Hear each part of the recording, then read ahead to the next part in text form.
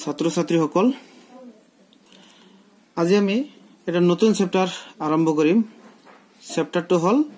unit 1 first পাৰ্টৰ প্ৰথম chapter দা solid state কঠিন অৱস্থা সো কঠিন অৱস্থাৰ আমি পদাৰ্থৰ বিষয়ে কি জানো আমি পদাৰ্থৰ অৱস্থাৰ বিষয়ে আমি আগতে জানো ম্যাক্সিমামে অৱগত যে পদাৰ্থ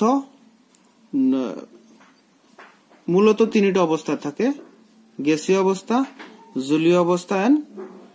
আৰু কি কঠিন অৱস্থা the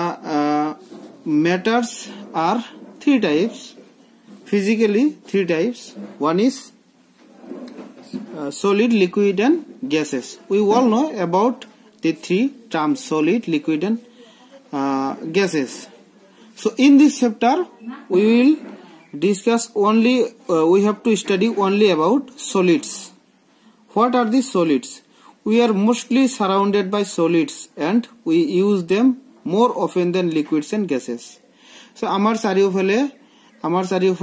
আমাৰ ওচৰে পাজৰে আটাইতকৈ বেছি পৰিমাণে কঠিন পদাৰ্থবিলাক থাকে আৰু আমি এইবিলাকৰ ব্যৱহাৰ এইবিলাকৰ বিষয়ে আমি জলীয় পদাৰ্থ আৰু গ্যাসীয় পদাৰ্থতকৈ বেছিকৈ অৱগত so আমি যদি ডেফিনিশন লিখো what is solid কঠিন পদাৰ্থ কাক কয় যে the matter the substance which have definite shape and volume and also mass is called solid so পদাৰ্থৰ যিবিলাক পদাৰ্থৰ কি থাকে নিৰ্দিষ্ট আকাৰ আকৃতি ভলিউম মানে আয়তন ভৰ এবিলাক থাকে হেবিলাকক আমি কঠিন পদাৰ্থ বুলি কওঁ এতিয়া এই চেপ্টাৰত আমি কঠিন পদাৰ্থৰ ক্লাসিফিকেশন লিখিম কঠিন পদাৰ্থৰ ভাগ দুই প্ৰকাৰৰ কঠিন পদাৰ্থ আছে আমি এই যে ইয়াতে কোৱা হল কঠিন পদাৰ্থৰ কিছুমান ধৰ্ম আমি কম এটো কোৱা হল যে কঠিন পদাৰ্থৰ নিৰ্দিষ্ট কি আছে আকাৰ আৰু আকৃতি আছে এই নিৰ্দিষ্ট আকাৰ আৰু আকৃতি যে আছে তাৰে মাজত কিছুমান পদাৰ্থৰ কি নাই নিৰ্দিষ্ট আকাৰ আছে কিন্তু হেতু আকৃতি আছে কিন্তু আকৃতিটো কোনো জ্যামিতিক নহয় কোনো ফিক্স নহয় তাৰ মানে তাত থকা পাৰ্টিকুল বিলাক অৰ্ডাৰলি অ্যাৰেঞ্জমেন্ট না থাকে শৃংখলাবদ্ধভাৱে সজ্জিত হৈ নাথাকে আকৌ কিছুমানৰ শৃংখলাবদ্ধভাৱে সজ্জিত হৈ থাকে সেবিলাকৰ ওপৰত ভিত্তি কৰি আমি কঠিন পদাৰ্থৰ ভাগ কৰিম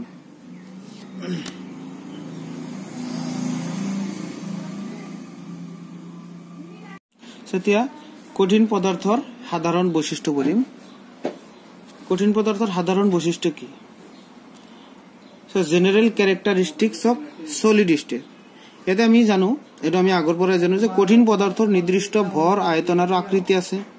solid shape definite mass volume and shape এটা আমি জানো আগৰ পৰাই আৰু এটা বস্তু আমি জানো কঠিন পদাৰ্থত থকা কণাবোৰৰ আন্তঃ আণবিক দূৰত্ব কম ইন্টাৰমলিকুলাৰ ডিসটেন্স আৰ শৰ্ট আন্তঃ আণবিক দূৰত্ব কম মানে নাই বুলি ক'ব পাৰি যাৰ কাৰণে কঠিন পদাৰ্থত থকা কণাবোৰ এটা আন্তৰ গাত এনেকৈ লাগি থাকে আমি জানো এটো কঠিন পদাৰ্থত থকা কণাবোৰ এটা আন্তৰ গাত এনেকৈ লাগি থাকে এতৰ মাজত আন্তঃআণবিক দূৰত্ব একেবাৰে কম বা নাই বুলি ক'ব পাৰি ইন্টাৰমলিকুলাৰ ডিসটেন্স আৰ শৰ্ট নেক্সট আন্তঃআণবিক বল অতি প্ৰবল ইন্টাৰমলিকুলাৰ ফোৰ্সেস আৰ স্ট্ৰং এই যে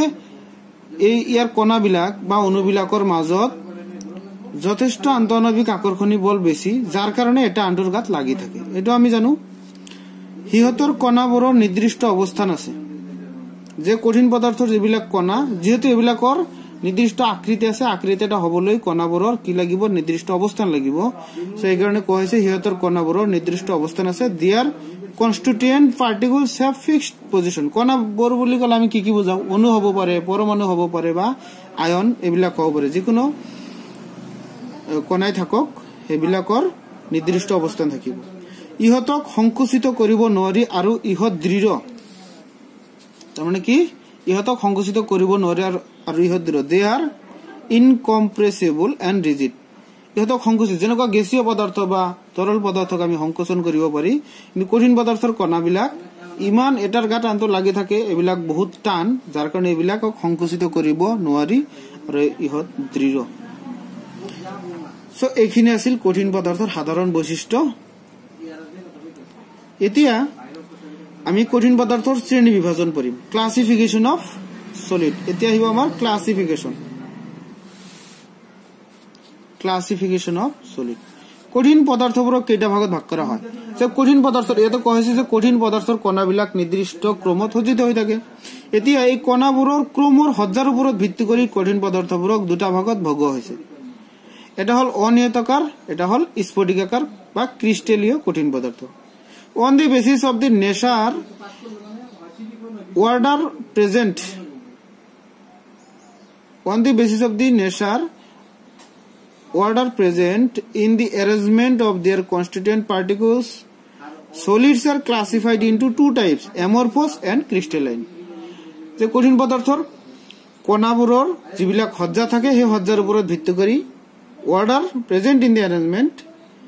their constituent particles solids are classified into two types amorphous and crystalline so এটা দেখো আমি আলোচনা কৰিম প্ৰথমে যদি আমি অনিয়তাকাৰ কঠিন লৈ আহিও what is amorphous solid যে আমি কৈছো কণাবিলাক সজ্জিত হৈ থাকে কিন্তু কঠিন পদাৰ্থৰ সকলো কঠিন পদাৰ্থত থকা কণাবিলাক নিৰ্দিষ্ট ক্ৰমত সজ্জিত হৈ নাথাকে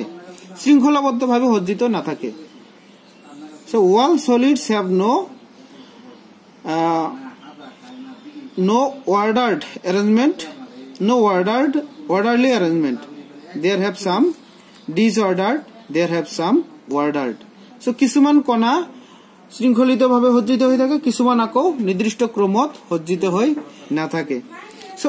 অনিয়তাকাৰ কঠিন পদাৰ্থ যিবিলাকৰ তোমাৰ কি হয় কণাবিলাক নিৰ্দিষ্ট ক্ৰমত সজ্জিত হৈ নাথাকে আৰু যাৰ কাৰণে যিবিলাকৰ কোনো নিৰ্দিষ্ট জ্যামিতিক আকাৰ নাথাকে সো যিবিলাক কঠিন পদাৰ্থৰ নিৰ্দিষ্ট জ্যামিতিক আকাৰ নাথাকে আৰু গলনাঙ্ক উচ্চ নহয় তাক অনিয়তাকাৰ কঠিন পদাৰ্থ বোলে যেনে প্লাষ্টিক ৰবৰ কাঁচ পলিথিন ইত্যাদি solids which have no definite geometrical shape and melting point not high so is called amorphous solid example plastic rubber glass polythene so তোমালোকে যদি প্লাষ্টিক সোয়া রাবার সোয়া পলিথিন সোয়া এবিলাক কঠিন পদাৰ্থ কিন্তু এবিলাক অলপ গৰম পোৱাৰ লগে লগে ইহেতো গলি যায় তাৰ মানে এবিলাকৰ নিৰ্দিষ্ট কোনো এবিলাকত যিবিলাক কণা থাকে এবিলাক নিৰ্দিষ্ট ক্ৰমত সজ্জিত হৈ নাথাকে কণাবিলাক নিৰ্দিষ্ট ক্ৰমত সজ্জিত হৈ নাথাকে আৰু যাৰ ফলত ইহতৰ গলনাঙ্ক কম হয়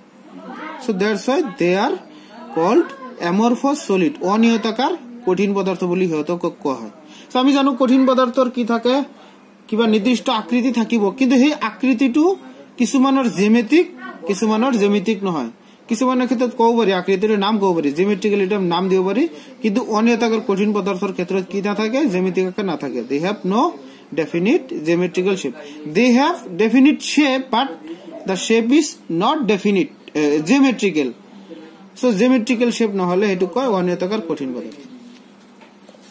so কঠিন পদাৰ্থৰ আৰু এই অনিয়তাকাৰ কঠিনৰ বিষয়ে আৰু কোৱা হৈছে যে অনিয়তাকাৰ কঠিন পদাৰ্থসমূহ সমদৈক্ষিক তাৰ মানে সমদৈক্ষিক কিহৰ কাৰণে কোৱা হয় যে কণাবোৰৰ সজ্জা সকলো দিশতে অনিয়মিত কোনো ভাবেই কণাবিলাকৰ সজ্জা নিয়মিত নহয় আৰু এবিলাকৰ পৰিখৰো ইমান দীঘল নহয় সেই কাৰণে একেটা ভৌতিক ধৰ্মৰ মান সকলো দিশতে একে হয় একেটা ভৌতিক ধৰ্ম মান সকলো দিশতে একে হয় যিফালে শৃংখল নাথাকক কিয় এবিলাকৰ সজ্জাটো অনিয়মিত আৰু ইহতৰ ভৌতিক ধৰ্ম মান সকলো দিশতে একে হয় সেইভাবে অনিয়তাকাৰ পদাৰ্থক সমদৈক্ষিক বোলা হয় সকলো দিশতে সমদৈক্ষিক সম মানে সমান দৈক্ষিক মানে দিক সকলো দিশতে ভৌতিক ধৰ্ম মান একে থাকে কাৰণে এতক সমদৈক্ষিক কোৱা হয় so এটো যদি ইংলিশত কও amorphous solids are isotropic in nature it is because why it is isotropic because there is no long range order in them and arrangement is irregular etu mon koriba arrangement is irregular along all the directions therefore value of any physical property would be same along any direction jikono direction of theotor physical properties যেটো value থাকে এটো same থাকে কিহৰ কাৰণে that because of irregular the arrangement is irregular along the all direction সকলো দিশতে ইহতৰ সজ্জা কি থাকে অনিয়মিত থাকে এটো হল আমাৰ অনিয়তাকাৰ কঠিন পদাৰ্থ এতিয়া আমি ক্ৰিস্টালাইন সলিডৰ বিষয়ে আমি পঢ়িম সো স্ফটিকাকাৰ কঠিন পদাৰ্থ পঢ়িম স্ফটিকাকাৰ কঠিন ক্ৰিস্টেলাইন সলিড হোয়াট ইজ ক্ৰিস্টেলাইন সলিড স্ফটিকাকাৰ কঠিন পদাৰ্থ বুলিলে কি বুঝো যিবোৰ কঠিন পদাৰ্থত থকা কণাবোৰ বুলি ক'লে আমি কি বুজিম অণু পৰমাণু বা আয়ন যিবিলাক পদাৰ্থত থকা অণু পৰমাণু বা আয়নবোৰ নিৰ্দিষ্ট ক্ৰমত সজ্জিত হৈ জ্যামিতিক আকাৰ গঠন কৰে তাক স্ফটিকাকাৰ কঠিন পদাৰ্থ বোলে জ্যামিতিক আকাৰ গঠন কৰিব লাগিব নিৰ্দিষ্ট ক্ৰমত সজ্জিত হয় যেনেকুৱা sodium chloride copper sulphate potassium chloride এইবিলাক সল্ট তোমালোকে ল্যাবৰেটৰীত চাবা এইবিলাকৰ গঠনটো তোমাৰ এটা জ্যামিতিক গঠন বুলি আমি ক'ব পাৰিম সো এটো এইবিলাকক ক'ব স্ফটিকাকাৰ কঠিন পদাৰ্থ the arrangement of the constituent particles is ordered and having definite geometrical shape is called crystalline solid তাৰ মানে যিবিলাকৰ গঠন নিৰ্দিষ্ট জ্যামিতিক গঠন নহয় হেবিলাকক কয় জ্যামিতিক আকাৰ নিৰ্দিষ্ট নাথাকিলে হেবিলাকক কণীয় আকাৰ কয় আৰু যিবিলাক পদাৰ্থৰ কণাবিলাক নিৰ্দিষ্ট ক্ৰমত সজ্জিত হৈ কি হয় জ্যামিতিক আকাৰ গঠন কৰে হেবোৰক কয় ক্ৰিস্টালাইন সলিড और স্ফটিক আকাৰ কঠিন নাইবা ক্ৰিস্টালীয় কঠিন বুলিও কোৱা হয় যেনেকৈ sodium chloride copper sulphate potassium chloride so ক্ৰিস্টালীয় পদাৰ্থসমূহ বিষম দৈখিক ইয়াৰ অৰ্থ হ'ল ক্ৰিস্টালৰে বিভিন্ন দিশত কিছুমান ভৌতিক ধৰ্মৰ মান বিভিন্ন হয় ক্ৰিস্টালটোৰ বেলেগ বেলেগ দিশত কণাবোৰৰ সজ্জা বেলেগ বেলেগ হোৱা বাবে পদাৰ্থটো বিষম দৈখিক হয় তাৰ মানে কি ক্ৰিস্টালত থকা কণাবিলাক বেলেগ বেলেগ দিশত থাকে আৰু বেলেগ বেলেগ দিশত যেতিয়া থাকে তেতিয়া হিয়তৰ ভৌতিক ধৰ্মৰ মানো বেলেগ বেলেগ হয় অন্যতাকৰত আমি কি পাইছো কণাবোৰ বেলেগ বেলেগ দিশত থাকিলেও হেবিলাকৰ ভৌতিক ধৰ্মৰ মান একে হয় যাৰ কাৰণে হেবিলাকক সমদৈখিক এতে বেলেগ বেলেগ দিশত কণাবোৰ সজ্জিত হ'ব আৰু সজ্জিত হলেও ইয়াৰ ভৌতিক ধৰ্মৰ মান বেলেগ বেলেগই হ'ব সে ক্ৰিস্টালটোৰ বেলেগ বেলেগ দিশত কণাবোৰ সজ্জা হোৱা বাবে পদাৰ্থটো বিষম দৈখিক বিষম মানে একে নহয় সকলো দিশত একে নহয় এটো কয় বিষম দৈখিক ক্রিস্টালাইন সলিডস আর এনিসোট্রপিক means বিষম দৈখিক in nature that is some of their physical properties show different values when measured along different directions some of the physical properties show different values along different directions সকলো direction বেলেগ বেলেগ ডাইরেকশনত তোমাৰ কি দেখাবো এবিলাকৰ value বেলেগ বেলেগ দেখাবো ইন দি সেম ক্ৰিস্টালস একটা ক্ৰিস্টালত হিয়তৰ বেলেগ বেলেগ দিশত বেলেগ বেলেগ ভৌতিক ধৰ্ম মান দেখা পোৱা যাব this arises from different arrangement of particles in different directions এটো কিহৰ কাৰণে হ'ব মানবিলাক কিহৰ কাৰণে বেলেগ বেলেগ হ'ব এবিলাকৰ বেলেগ বেলেগ ডাইৰেকশনত অ্যাৰেঞ্জমেন্টটো যেটো থাকে পাৰ্টিকলছৰ যেটো অ্যাৰেঞ্জমেন্ট থাকে ডিফাৰেন্ট অ্যাৰেঞ্জমেন্ট টু ডিফাৰেন্ট ডাইৰেকশনত থাকে বেলেগ বেলেগ দিশত বেলেগ বেলেগ এবিলাকৰ তোমাৰ সজ্জা থাকে যাৰ কাৰণে সেইখিনি আছিল অনিয়তাকাৰ আৰু স্ফটিকাকাৰ কঠিন পদাৰ্থ এটা আৰু এক প্ৰকাৰৰ কঠিন পদাৰ্থ আমি ইয়াতে পাম এই যে অনিয়তাকাৰ কঠিন পদাৰ্থ আছে অনিয়তাকাৰ কঠিন পদাৰ্থ যিবিলাক তোমাৰ কি নহয় নিৰ্দিষ্ট ক্ৰমত সজ্জিত হৈ নাথাকে আৰু যিবিলাকৰ গলনাংক একেবাৰে কম আৰু এটা কথা স্ফটিকাকাৰ কঠিন পদাৰ্থৰ গলনাংক অতি উচ্চ the melting point is very high in crystalline solid have high melting point এটো মনত ৰাখিবা যদি মই লিখা নাই তোমালোকে লিখি লবা সো কিছুমান অনিয়তাকাৰ কঠিন পদাৰ্থ আছে যিবিলাকৰ তোমাৰ ঠিক জুলীয় পদাৰ্থৰ এটা ধৰ্ম আছে জুলীয় পদাৰ্থৰ এটা ধৰ্ম কি জুলীয় পদাৰ্থবোৰ বৈ যাব পাৰে লিকুইডস ক্যান ফ্লো সেই কিছুমান কঠিন পদাৰ্থ আছে অনিয়তাকাৰ কঠিন পদাৰ্থ যেনেকৈ কাঁচ আমি জানো কাঁচক যদি হিট কৰা হয় কাঁচৰ বৈ যাব পৰা ধৰ্ম আছে glass can flow in liquid state হেবিলাকক কি কব আসলতে হেবিলাক জুলীয় পদাৰ্থৰ আচৰণ কৰে কিন্তু হেবিলাক আকৌ কঠিন পদাৰ্থ বুলি কোৱা হয় কিন্তু হেবিলাক অৰিজিনালি কঠিন নহয় হেবিলাক অৰিজিনালি জুলীয় নহয় হেবিলাক আমি কি কম pseudo solids ভুয়া কঠিন পদাৰ্থ বুলি কম হেবিলাক কঠিন পদাৰ্থৰ দৰে কিন্তু জুলীয় পদাৰ্থৰ আচৰণ আছে যাৰ কাৰণে হেবিলাকক কয় ভুয়া কঠিন পদাৰ্থ বা অতি শীতলীকৃত জুলীয় পদাৰ্থ অনিয়তাকাৰ কঠিন পদাৰ্থবোৰ জুলীয় পদাৰ্থৰ কঠিন পদাৰ্থবোৰৰ জুলীয়া পদাৰ্থৰ দৰে বৈ যাব বিচাৰে জুলীয়া পদাৰ্থ বৰে হ'ব অনেতাকাৰ কঠিন পদাৰ্থবোৰ জুলীয়া পদাৰ্থৰ দৰে বৈ যাব বিচাৰে অৱশ্যে অতি লাহে লাহে এইবিলাক বৈ যাব বিচাৰে কিন্তু পানীৰ নিচিনা অতি দ্ৰুত গতিৰে নহয় অতি লাহে লাহে বৈ যাব পাৰে সেই কাৰণে ইহতক ভুৱা কঠিন পদাৰ্থ বা অতি শীতলীকৃত জুলীয় পদাৰ্থ বোলে like liquids amorphous solids have a tendency to flow though very slowly therefore sometimes these are called pseudo solids or supercool liquids কেতিয়াবা ইহতক জুলীয় পদাৰ্থ অতি শীতলীকৃত জুলীয় পদাৰ্থ নাইবা ভুৱা কঠিন পদাৰ্থ বুলি কোৱা হয় উদাহৰণ যদি লোৱা তোমালোকে एग्जांपल হিচাপে তুমি গ্লাস লব পাৰা গ্লাস কাঁচ লব পাৰা কাঁচৰ বৈ যাব পাৰা ধৰ্ম আছে সো কাঁচ এটা তোমাৰ কি অনেতাকাৰ কঠিন পদাৰ্থ এটো কেতিয়াবা অতি শীতলীকৃত জুলীয় পদাৰ্থ বা ভুৱা কঠিন পদাৰ্থ বুলিও কোৱা হয় সো এইখিনি আছিল কঠিন পদাৰ্থৰ শ্ৰেণী বিভাজন কঠিন পদাৰ্থবিলাকক মূলতঃ দুটা ভাগত ভাগ কৰা হয় স্ফটিকাকাৰ আৰু অনিয়তাকাৰ আৰু কিছুমান কঠিন অনিয়তাকাৰ কঠিন পদাৰ্থৰে কিছুমানক আমি ভুৱা কঠিন পদাৰ্থ বুলি কোৱা হয় সো আজিৰ খণ্ডটোত আমি কঠিন পদাৰ্থৰ ইন্ট্ৰোডাকশন কঠিন পদাৰ্থৰ শ্ৰেণী বিভাজন আমি শিকিলো আৰু বৈশিষ্ট্য শিকিছো ইয়াৰ পিছত আমি এই যেটো ক্ৰিষ্টেলাইন সলিড আমি পাইছো স্ফটিকাকাৰ কঠিন পদাৰ্থ এই স্ফটিকাকাৰ কঠিন পদাৰ্থৰ বিষয়ে আমি এই চেপ্টাৰটোত আলোচনা কৰিম বিশেষকৈ অনিয়তাকাৰ কঠিন পদাৰ্থৰ বিষয়ে ইমান এটা আলোচনা নাই বুলি ক'ব পাৰি সো স্ফটিকাকাৰ কঠিন পদাৰ্থৰ শ্ৰেণী বিভাজন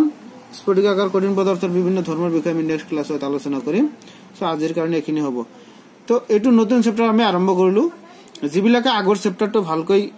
পঢ়া নাই ভালকৈ চোৱা নাই সো মোৰ ভিডিও তোমালোকে সাবস্ক্ৰাইব কৰিবা আৰু কমেন্ট কৰিবা শেয়াৰ কৰিবা যাতে বেছি বেছি ষ্টুডেন্টে দেখে আৰু তোমালোকে কি কৰিবা এই কেমিক্যাল কাইনেটিক্সৰ আমি মই 6টা ভিডিও দিছো প্ৰত্যেকটো ভিডিও পাৰ্ট 1 ৰ পৰা পাৰ্ট 6 লৈ ভালদৰে চাবা তোমালোকৰ আশা কৰো তাতে উপকৃত হবা সো আজিৰ কাৰণে ধন্যবাদ